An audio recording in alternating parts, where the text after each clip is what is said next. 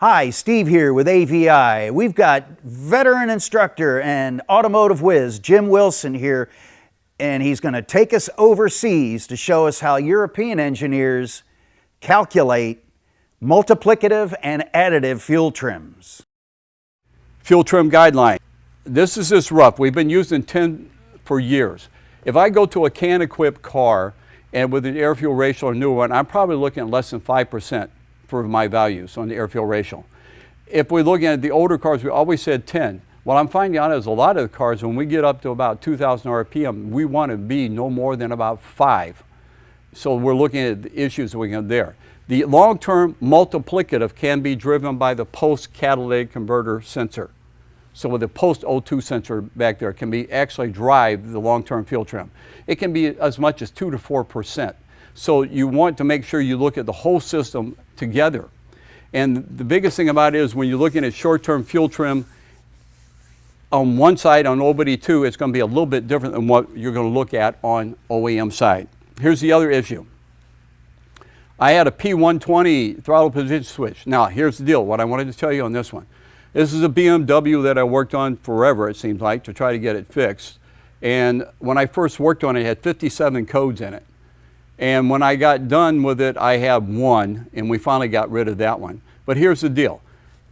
I've got fuel closed loop, both banks. There's my short-term fuel trim is minus 18.7. My long-term is 1.6. I got 23.4 on the other bank, and it's 0. Kind of interesting. But if I look at the bottom on this is the global OBD2 scan tool I used.